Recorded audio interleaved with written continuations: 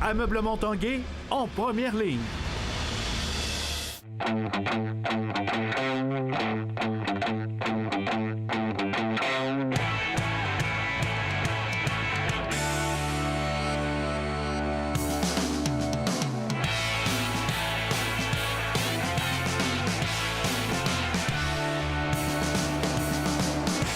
Bon jeudi à tous, bienvenue à l'Esprit sportif. Dans l'émission aujourd'hui, on vous amène en escalade de glace sur les parois du Canyon de Sainte-Anne. Mais d'abord, parlons du salon moto et VTT en fin de semaine au centre de foire à Québec. Il y a des nouveautés évidemment sur 2 roues, 3 roues et sur 4 roues, mais également un spectacle en compagnie du cascadeur sur moto Ben Milo que nous avons eu le plaisir de rencontrer aujourd'hui.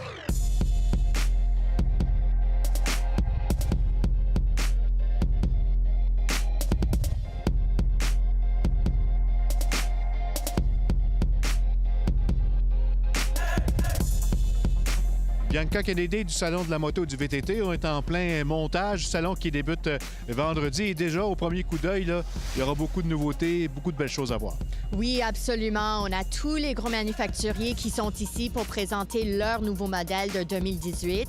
Les motos, les scooters, les VTT, les côte à côte. Alors, plein de machines sur le plancher. Les gens rentrent, les exposants rentrent, puis on a un salon plein de nouveautés. Tous les gros manufacturiers sont ici. Harley-Davidson, Honda, KTM, BMW, tout le monde avec toutes leurs nouveautés. Alors, c'est autant les machines route, hors route, pour la course, tout qui couvre l'industrie de la moto, puis l'équipement, puis les services connexes qui vont avec.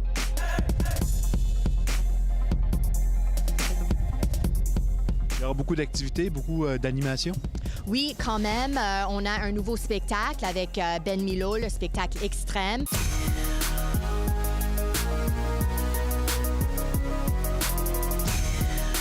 Ben Milo, bienvenue à l'Esprit sportif. Hey, merci. Bienvenue à Québec pour une raison bien spéciale. Il y a le Salon de la moto ou du VTT. Tu seras l'une des vedettes du salon. Oui, cette année, écoute, grand retour. Je suis ici au salon pour présenter mon nouveau spectacle qui s'appelle Extrême. Ça se passe les 3 jours du salon en fin de semaine, donc je suis bien excité.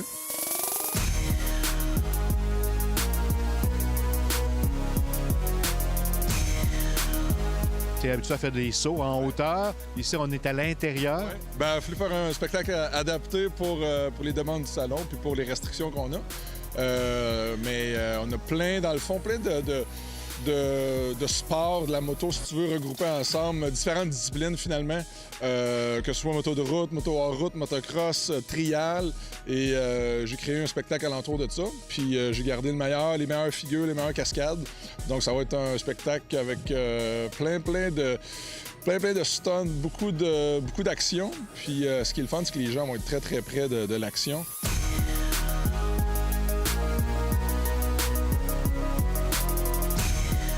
Pas le seul en vedette dans ce spectacle-là. Non, il va y avoir 4 autres pilotes avec moi qui vont m'accompagner, les meilleurs de chaque discipline. Et on va avoir de l'animation, on va avoir un DJ, de la musique, donc il va y avoir un esprit un peu de fête alentour de ça, de party. Fait que ça va être bien le fun. C'est à tous les jours, un spectacle qui est répétitif à tous les jours? Oui, dans le fond, les gens peuvent voir sur le site Internet du Salon de la moto pour les détails, pour les heures. Mais en gros, on fait entre 2 et 3 représentations par jour. Donc les gens ne pourront pas nous manquer, là.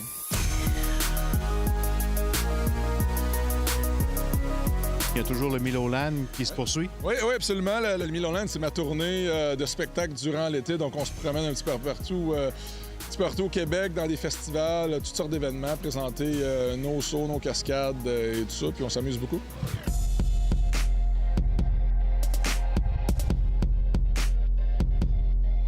La Chine a été un endroit particulièrement très important pour toi dans ta carrière. Oui, absolument. Bien, ça, c'était un tournant que je m'attendais vraiment pas, de passer d'athlète à acteur, entre parenthèses, parce que je participais à un spectacle de Franco Dragon, là-bas, dans un casino, un peu à la Serre du Soleil. Et puis, c'est ça, j'étais un personnage. Je jouais le personnage principal, en moto, en tout cas.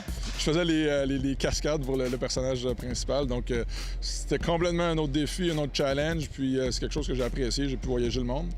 Et puis, là, ça, c'est fait. J'ai fait 5 ans sur ce spectacle-là. 2000 représentations. Fait que je pense que c'était un bon timing de revenir au Québec. Les motos ont beaucoup changé à travers les années. Est-ce qu'il y a beaucoup de changements année après année, encore cette année? Ben oui, évidemment, il y a des changements à chaque année. On a passé à l'époque des motos de 2 temps à 4 temps. Maintenant, c'est des motos 4 temps, c'est moins polluant, tout ça. Et maintenant, ça s'en va vers les motos électriques. Donc, ça va être une nouvelle génération complètement de motos, de pilotes. J'ai hâte de voir ce que le futur nous réserve, mais c'est sûr que ça s'en va dans cette direction-là. Donc, le sport évolue continuellement. Donc, ça va être une des choses qu'on va pouvoir voir d'ailleurs ici au Salon de la moto.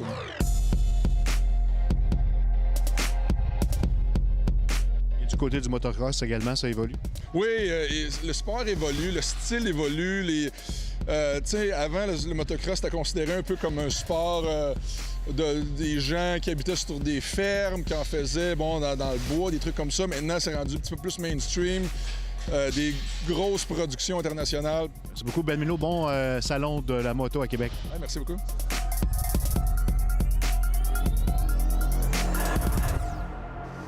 Après la pause, une belle façon de visiter le Canyon Sainte-Anne.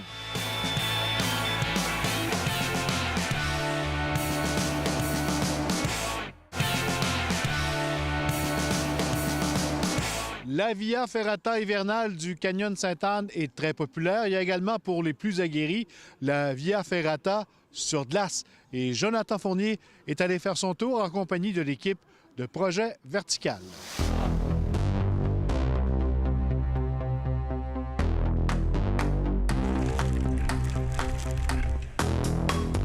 Ça fait plus de 2 ans, dans le fond, qu'on est ici. On a refait les parcours au complet, à neuf, toutes des lignes de vie continues.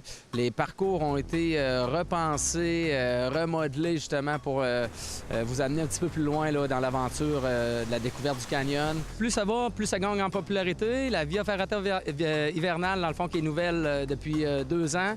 On a des super beaux parcours. C'est vraiment là, à s'y méprendre. Parcours Via Ferrata de la Chute qu'on va aller essayer tout à l'heure avec des crampons qu'on vous ajoute. C'est à mi-chemin, dans le fond, entre la Via Ferrata et l'escalade de glace. Vous goûtez vraiment là, au feeling là, des crampons sur les bottes. Puis c'est ça, de quoi de bien. Là. Hiver et été, ici, il y a 3 parcours qui sont disponibles, c'est ça? Oui, on a le parcours des marmites qui se fait en familial et en intermédiaire. Puis on a le parcours de la gorge qui est un niveau intermédiaire et le parcours de la chute qui est intermédiaire plus, mettons. De toujours savoir où on met ses pieds. On marche pas comme ça. La Via de la Chute, c'est un bon parcours à faire l'hiver si on veut un bon challenge. Sincèrement, on a besoin de crampons parce que la partie glacée là, devient très, très difficile sans les crampons. Et puis, on doit avoir une bonne force physique là, pour être capable de se soulever en utilisant des bons pieds là, avec les crampons, évidemment. Là. Fait qu'ici, tu as des barreaux en masse pour descendre. Là. Prends ton temps. Tout l'équipement nécessaire est fourni par vous, mais il faut arriver ici habillé quand même chaudement. On s'ajuste par rapport aux températures. On s'en va faire du sport. Aujourd'hui, là, je me rends compte que je me suis peut-être un petit peu trop habillé.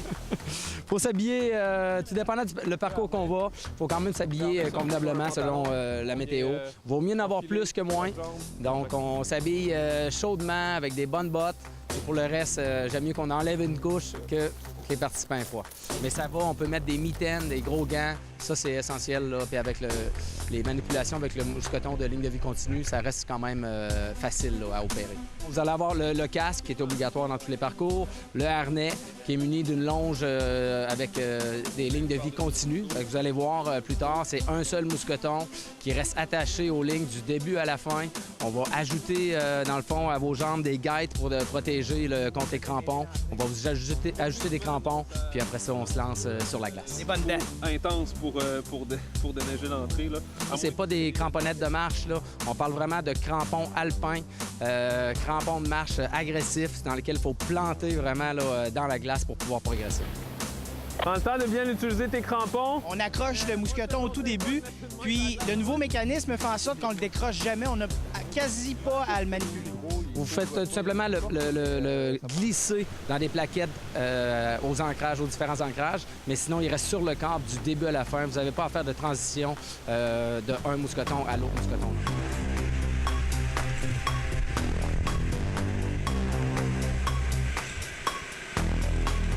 On va apposer des crampons à nos bottes et quand on fait face à la paroi de glace, quelle est la bonne façon de l'aborder? Bien évidemment, il faut utiliser les crampons. Hein. Si on grimpe puis on essaie de grimper qu'avec les bras, ça va être vraiment très difficile. Donc, en ayant une petite formation comment bien placer ses crampons, évidemment, on va pouvoir utiliser l'adhérence supérieure des crampons. Et donc, on va forcer beaucoup plus avec les jambes qu'avec les bras. Plus tu baisses ton talon, plus ça va être solide. Parfait, ça. C'est rentré, ça, c'est solide. Comment ça Aïe, c'était une belle expérience, c'était vraiment le fun. C'est vraiment différent de l'été. Hein? C'est vraiment une expérience différente de celle estivale. L'hiver, on cherche peut-être moins nos prises. On les crée avec les crampons, la botte dans la glace. On appuie bien nos pieds. On passe à la prochaine étape. Le système de mousqueton nous facilite le travail. C'est vraiment super. Vraiment une belle expérience. Le parcours d'hiver, c'est environ de quelle date à quelle date? La mi-décembre à la mi-mars. Parce que par la suite, bon, l'eau monte et faut attendre que ça redescende pour pouvoir le faire en été. C'est en plein ça.